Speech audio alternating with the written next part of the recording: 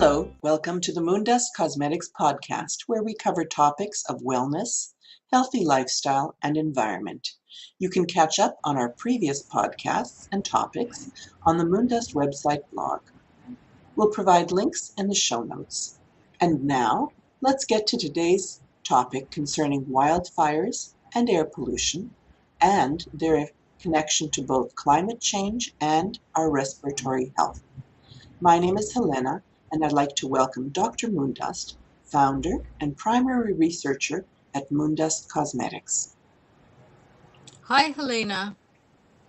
Hi, Dr. Moondust. So good to have you back today. We're talking about wildfires, air pollution, and cancer.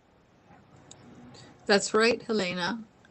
Smoking is hazardous to your health is a phrase that is commonly used and understood in many parts of the world now. Oh yes, we're familiar with that saying. Well, in actuality, smoke is the hazard. The inhalation of smoke from cigarettes, indoor air pollution, and wildfires currently constitutes a serious public health issue of increasing importance as environmental conditions rapidly deteriorate on the planet.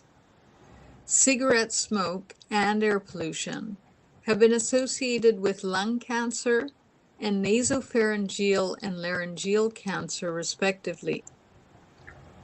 In developing countries, indoor air pollution due to the domestic use of unprocessed biomass fuels, such as wood, dung, and coal, is another cause of respiratory tract cancers in humans. Women and young children are exposed to high levels of indoor air pollution daily. Epidemiological evidence suggests that indoor air pollution increases the risk of chronic obstructive pulmonary disease and of acute respiratory infections in childhood, which are the most important cause of death among preschool children in developing nations. In some developed countries, such as Australia and Canada, the alarming increase in wildfire frequency due to climate change and the associated smoke released into the environment is also likely to pose a future human health risk. In recent decades, the area burned by wildland fires in Canada has steadily increased. It is predicted to double by the end of the century, accompanied by an increase in length of the fire season. Currently, research on the health effects of forest and wildfire smoke is limited. However, smoke from these conflagrations contains the same kind of particles as indoor combustion from wood smoke. Similar to the situation of indoor air pollution from biomass smoke, forest fires generate polycyclic aromatic hydrocarbons, or PAHs. I'm just going to call them PAHs, which can include carcinogens such as benzopyrene or BAP, and I'm just going to call that BOP. So PAHs, like BOP, can stimulate various biochemical processes in the body, including the continuous activation of apoptotic or cell death pathways that have been linked to the initiation of carcinogenesis. It is of particular interest that this chemical compound BOP is also found in cigarette smoke besides in wildfire smoke. Wow, that's interesting, and it covers both local and global impact. So there are three different ways of being exposed to the same cancer-causing agents. There's a lot of common sense and, of course, pure science in the mix here for us to learn and to apply in practical steps. Going with that idea, Moondust Cosmetics has posted easy and effective everyday things we can do during the heaviest of wildfire seasons, such as how to reduce our exposure to air pollution and to avoid the anticipated health consequences from it, mild to very serious. Dr. Moondust, at this time, can you do something for us? Take us deeper into the science and then share with us what else we can do to protect our health along the lines of how we can apply the science to our everyday actions. Okay, Helena, so let's talk a bit about these common carcinogens called polycyclic aromatic hydrocarbons, or PAHs, and particularly benzopyrene, or BOP. PAHs and their derivatives are a major class of organic compounds that are produced as a result of incomplete combustion of fossil fuels and other organic matter. Consequently, they are prevalent in the human environment and include a number of potent carcinogens. Some of the major sources of these emissions are wood and coal burning, automobiles and other fossil fuel propelled modes of transport, heat and power plants, and refuse burning. PAHs are not only present in the air, but are found in many common foods and drinking water, and form a significant component of tobacco smoke. Levels of PAHs are routinely measured in the atmosphere for air quality assessment. They can bind to DNA and form dangerous DNA complexes or adducts. The polycyclic aromatic hydrocarbon benzopyrene, BOP, which is a prominent component of indoor-outdoor air pollution and cigarette smoke, is a well-established carcinogen. BOP DNA adducts have been observed in lung cancer patients and in experimental animals following BOP exposure. BPDE DNA adducts have been reported in the white blood cells of occupationally exposed workers and cigarette smokers, and BPDE is a BOP metabolite. There's a strong positive correlation between this type of BOP or BOP metabolite DNA adduct formation and risk for lung cancer in humans. An elevated frequency of BPDE-induced chromosomal aberrations has also been observed in lymphocyte cultures from lung cancer patients. Moreover, animal studies have revealed a highly reproducible association between BOP exposure and respiratory tract tumors in Syrian golden hamsters and lung cancer in mice. BOP treatment of mouse hepatoma cells can cause apoptosis or cell death via various mechanisms.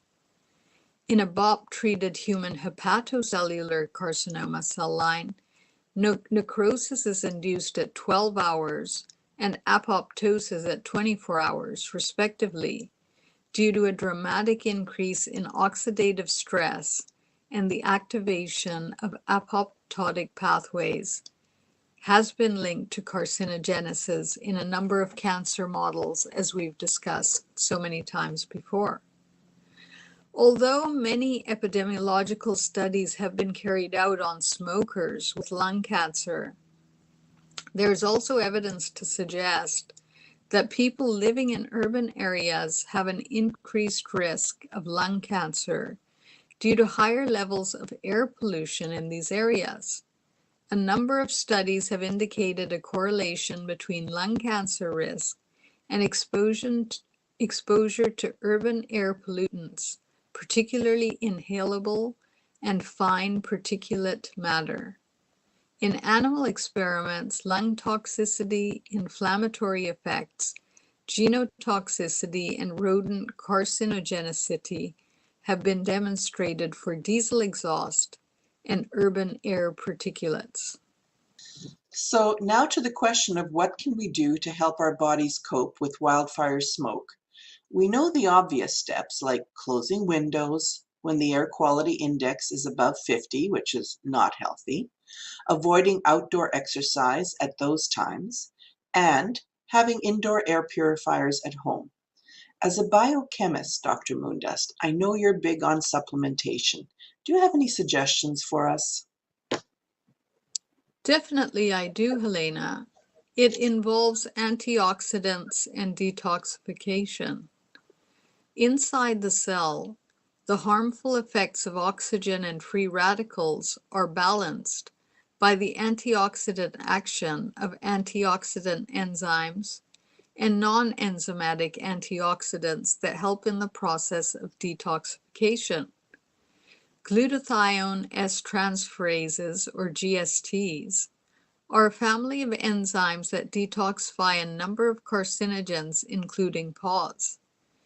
Interestingly, the presence of intracellular zinc appears to boost glutathione levels in certain cell types, and so zinc supplementation may be a useful measure in the prevention of lung cancer from tobacco smoke by boosting GST activities. Glutathione supplementation may also be helpful. Vitamin C and vitamin E treatment together has been reported to result in a significant reduction in smoking-related BOP DNA adducts in women, and suggests that antioxidant supplementation may help to mitigate some of the carcinogenic effects of BOP exposure. Black tea polyphenols have been observed to suppress cell proliferation and induce apoptosis during BOP-induced lung carcinogenesis in mice. The occurrence of carcinoma has been effectively reduced as a result of this treatment. So essentially, this really brings us back right round to climate change, doesn't it? Absolutely, and here's why. Despite our local efforts, nothing short of an international effort is required to tackle climate change effectively by cutting greenhouse emissions, mainly carbon dioxide, methane, and nitrous oxide, on a global scale. Tree planting is a popular carbon capture remediation method worldwide and helps promote biodiversity. Nuclear energy is sometimes portrayed as a clean replacement for fossil fuels. However, it continues to contaminate the environment despite the production of smaller new generation reactors. One only has to look to environmental disasters like Sellafield, as we've discussed before. In addition, a ban on the use of nuclear weapons and nuclear testing should be initiated, since there is already evidence to suggest that atmospheric nuclear explosions have contributed to climate change by increasing carbon emissions. So, real long-term solutions to curb carbon and other harmful emissions are essential. Carbon-neutral hydrogen technology is a prime candidate. Other clean, sustainable, and renewable energy sources besides hydrogen include water, wind, and solar power.